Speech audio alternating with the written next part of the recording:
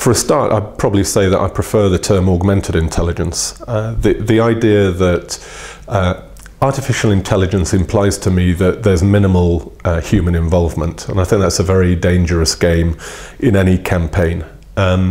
So when we look at augmented intelligence, then I think it's a case of defining why you're involving technology in your campaign. And there's no doubt that that's here to stay.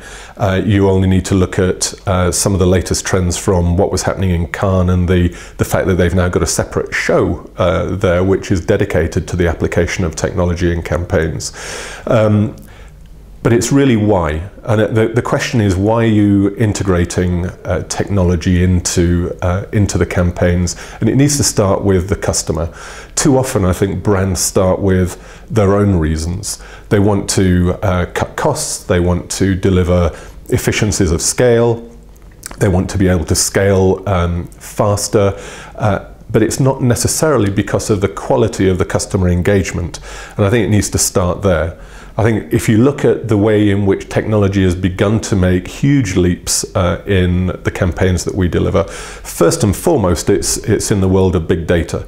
Being able to crunch all of the numbers, being able to understand, as we spend more of our time online, with certainty we're able to understand how customers are moving around the web, the sites and content that they find interesting, the types of imagery, the way in which imagery links with some of the other campaign work that's going on. And as a result of that, we're then able to take that data, analyze it much more efficiently, and alter campaigns and the content of campaigns, and even the media buy, in real time. So you're getting much more dynamic campaign delivery. Then the next thing is really the way in which customers experience the brand. It can be very dangerous to bring in augmented intelligence as a way of serving customers directly. And you only have to ask people about their experience of call centers and the frustration that they can get having to repeat themselves with robotic voices to understand how limited that is, certainly at the moment.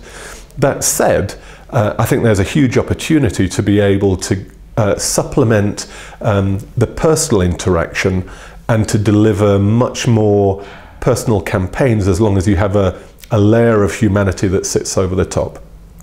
Probably the last point that I'd make is that brands need to consider some of the countercultural elements that are happening here.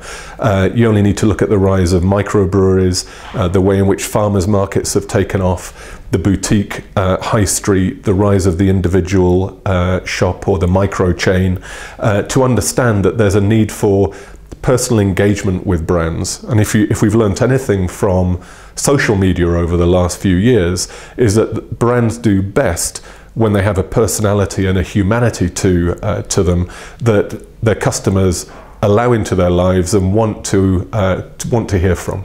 So those are some of I think the tensions between the promise of technology and the scale and speed that it can offer us, and at the same time the customer engagement that people want in order to allow brands to be part of their ongoing life.